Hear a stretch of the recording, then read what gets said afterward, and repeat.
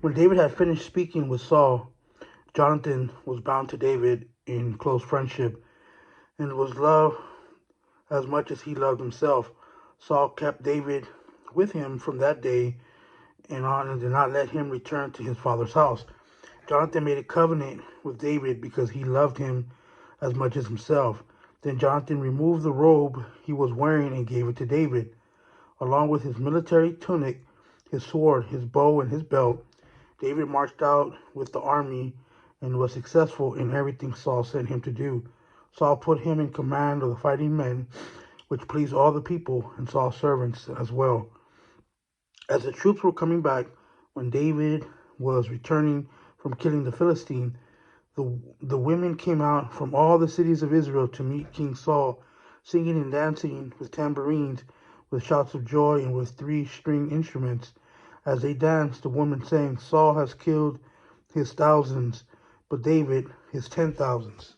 Saul was furious and resented the song. They credited 10,000 to David, he complained, but they only credited me with thousands. What more can he have but the kingdom?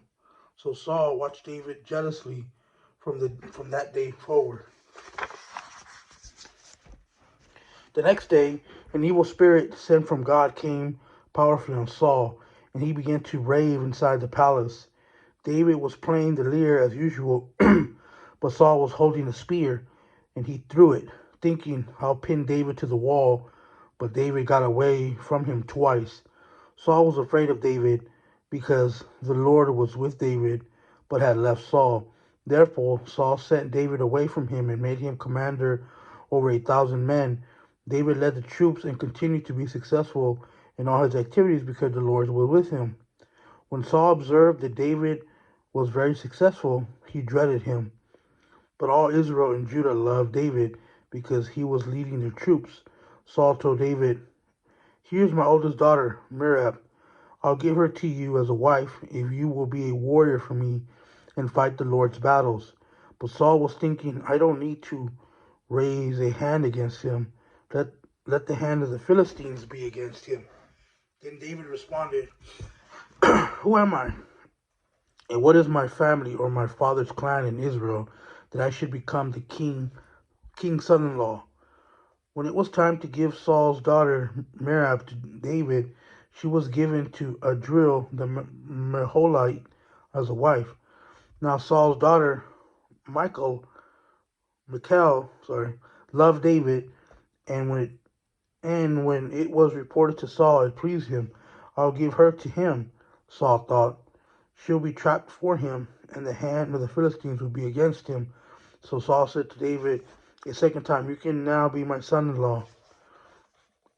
Saul then ordered his servants, Speak to David in private and tell him, Look, the king is pleased with you, and all his servants love you. Therefore you should become the king's son-in-law. Saul's servants reported these words directly to David, but he replied, Is it trivial in your sight to become the king's son-in-law? I am a poor commoner. The servants reported back to Saul, These are the words David spoke. Then Saul replied, Say this to David, The king desires no other bride price except 100 Philistine foreskins, to take revenge on his enemies. Actually, Saul intended to cause David's death at the hands of the Philistines. When the servants reported these terms to David, he was pleased to become the king's son-in-law. Before the wedding day arrived, David and his men went out and killed 200 Philistines.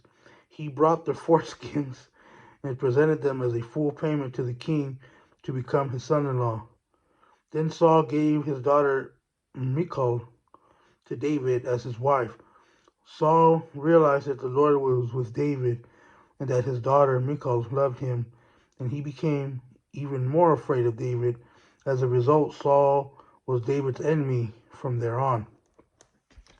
Every time the Philistine commanders came out to fight, David was more successful than all of Saul's officers, so his name became well known.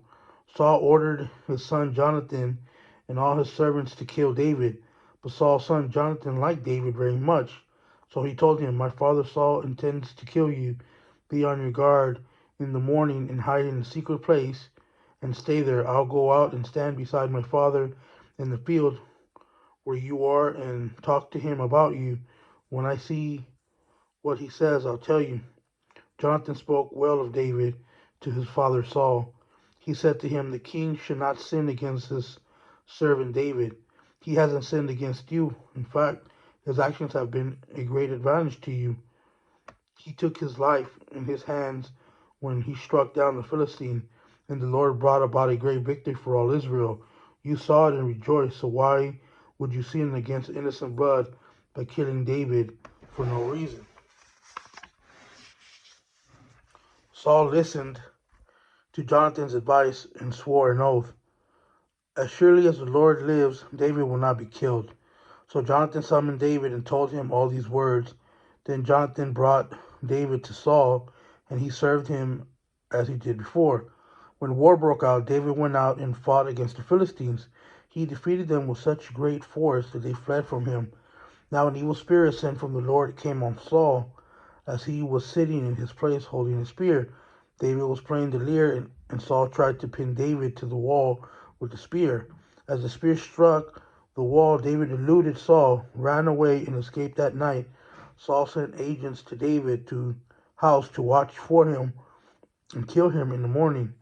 But his wife, Michal, warned David, "If you don't escape tonight, you will be dead tomorrow." So she lowered David from the window, and he fled and escaped. Then Michal took the household idol and put it on the bed, placed some goat hair on its head, and covered it with garment. When Saul sent agents to seize David, Michal said, "He's sick." Saul sent agents back to see David and said, "Bring him in his bed so I can kill him."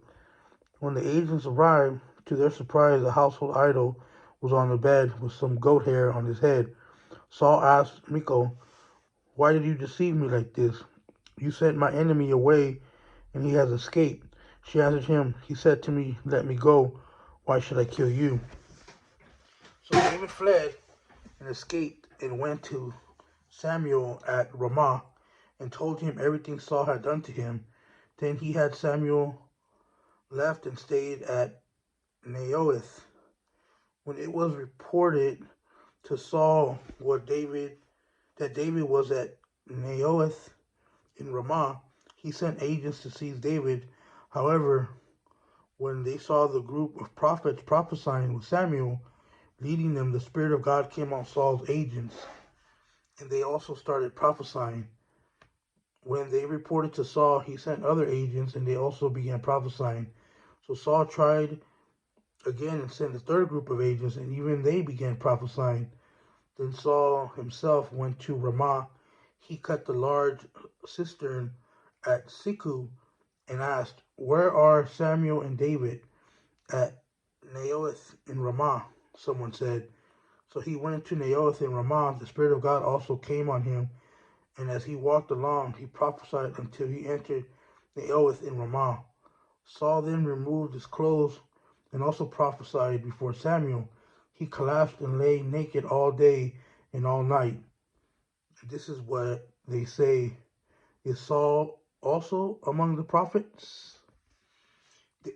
David fled from Naioth in Ramah and came to Jonathan and asked, "What have I done? What did I do wrong? How have I sinned against your father so that he wants to take my life?" Jonathan said to him, "No, you won't die. Listen, my father doesn't do anything great or small without telling me, so why would he hide this matter of me? This can't be true."